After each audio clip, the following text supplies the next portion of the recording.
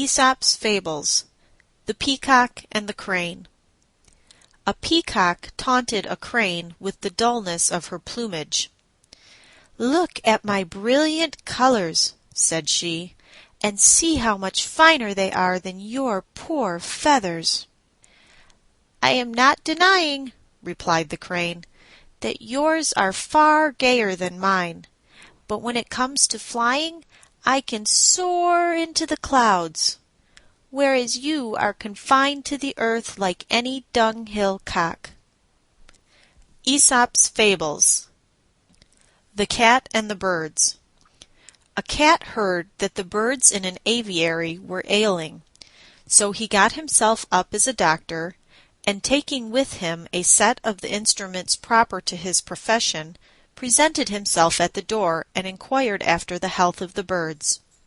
"We shall do very well," they replied, without letting him in, "when we've seen the last of you." A villain may disguise himself, but he will not deceive the wise. The Spendthrift and the Swallow.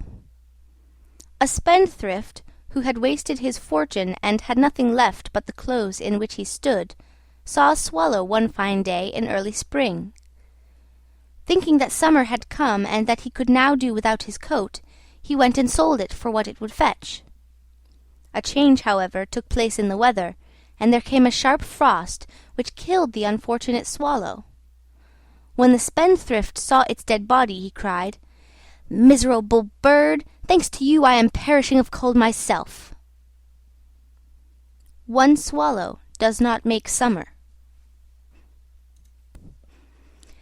The Old Woman and the Doctor.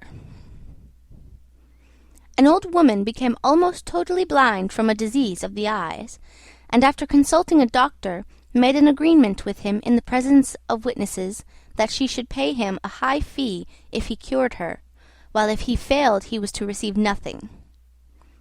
The doctor accordingly prescribed a course of treatment, and every time he paid her a visit, he took away with him some article out of the house, until at last, when he visited her for the last time, and the cure was complete, there was nothing left.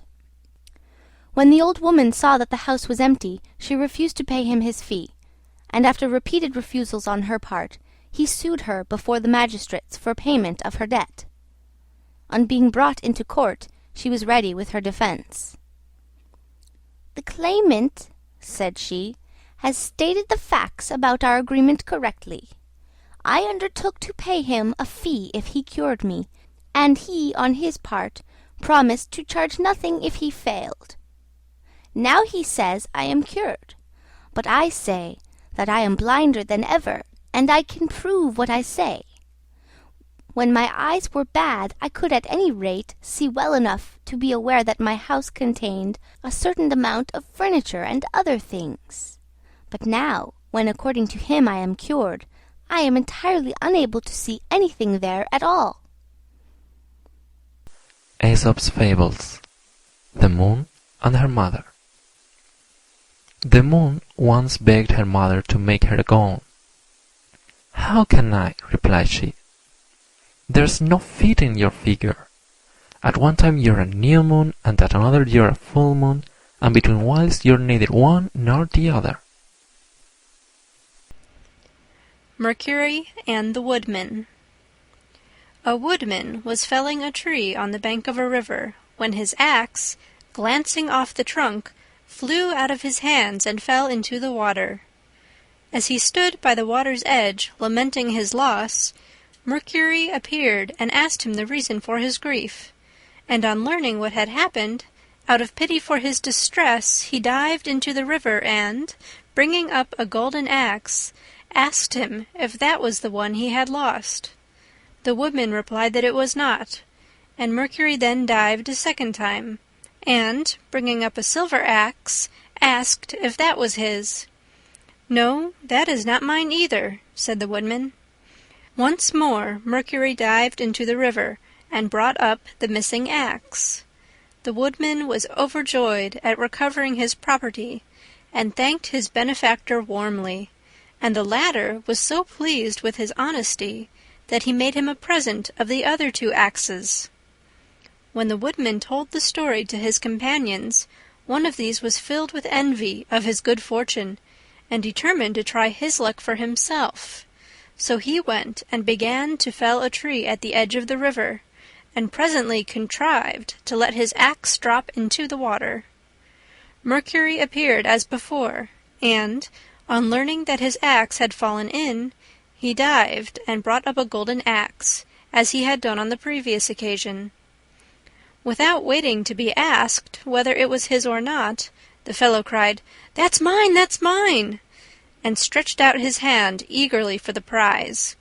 But Mercury was so disgusted at his dishonesty that he not only declined to give him the golden axe, but also refused to recover for him the one he had let fall into the stream.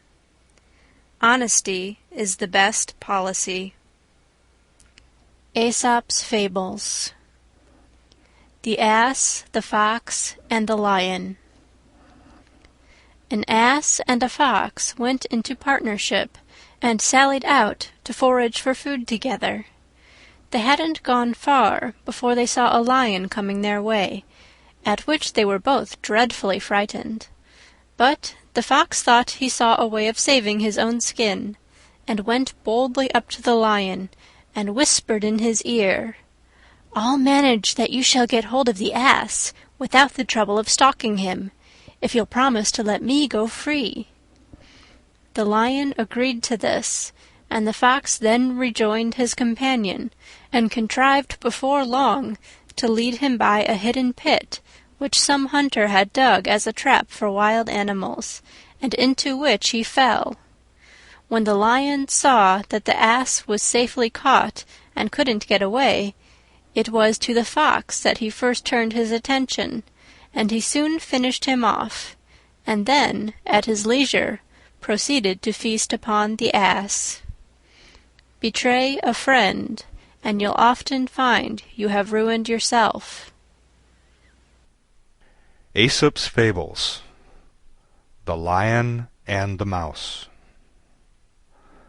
A lion asleep in his lair was waked up by a mouse running over his face. Losing his temper, he seized it with his paw and was about to kill it. The mouse, terrified, piteously entreated him to spare its life. "Please let me go," it cried, "and one day I will repay you for your kindness." The idea of so insignificant a creature ever being able to do anything for him amused the lion so much that he laughed aloud and good-humoredly let it go. But the mouse's chance came after all. One day the lion got entangled in a net which had been spread for game by some hunters, and the mouse heard and recognized his roars of anger and ran to the spot. Without more ado it set to work to gnaw the ropes with its teeth, and succeeded before long in setting the lion free. "There," said the mouse, "you laughed at me when I promised I would repay you, but now you see, even a mouse can help a lion." The Crow and the Pitcher. A thirsty crow found a pitcher with some water in it, but so little was there that, try as she might, she could not reach it with her beak, and it seemed as though she would die of thirst within sight of the remedy. At last she hit upon a clever plan. She began dropping pebbles into the pitcher, and with each pebble the water rose a little higher, until at last it reached the brim, and the knowing bird was enabled to quench her thirst. Necessity is the mother of invention.